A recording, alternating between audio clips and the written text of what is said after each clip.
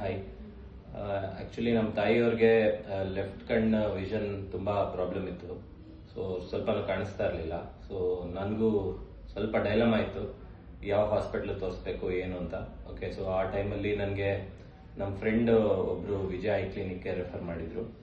So ಬಂದಿದ್ದ ತಕ್ಷಣ ನಮಗೆ ತುಂಬ ಕಂಫರ್ಟ್ ಫೀಲ್ ಆಯಿತು, ಯಾಕಂದರೆ ಸ್ಟಾಫ್ ಎಲ್ಲ ತುಂಬ ಫ್ರೆಂಡ್ಲಿ ಆಗಿದ್ದಾರೆ, ನಮಗೆ ಅಪ್ರೋಚಬಲ್ ಇದ್ದರು. ಸೊ ನಮ್ದು ಏನೇ ಡೌಟ್ಸ್ ಇದ್ದರೂ ಎಲ್ಲ ನಮಗೆ ಕ್ಲಾರಿಟಿಯಾಗಿ ನಮಗೆ ಎಕ್ಸ್ಪ್ಲೈನ್ ಮಾಡಿ ಏನು ಮಾಡಬೇಕು ಏನು ಮಾಡಬಾರ್ದು, ಅಪ್ರೋಚ್ ಹೆಂಗಿರುತ್ತೆ, ಮತ್ತು ಆಪ್ರೇಷನ್ ಹೆಂಗೆ ನಡೆಯುತ್ತೆ ಏನಾಗುತ್ತೆ ಅಂತೆಲ್ಲ ಎಕ್ಸ್ಪ್ಲೈನ್ ಮಾಡಿದರು.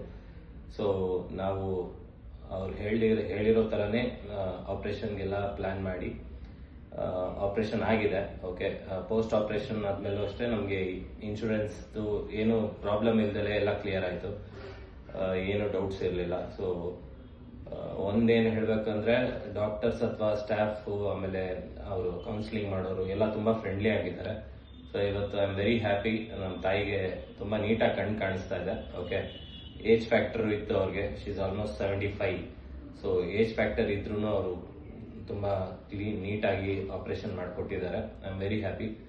I would strongly recommend Vijaya eye clinic for all the patients. ತುಂಬ ಫ್ರೆಂಡ್ಲಿ ಆಗಿದ್ದಾರೆ, ಅಪ್ರೋಚಬಲ್ ಆಗಿದ್ದಾರೆ. ಸೊ ಒಂದ್ಸಲಿ ಬಂದು ವಿಸಿಟ್ ಮಾಡಿ, you people will get a better vision. Thank you.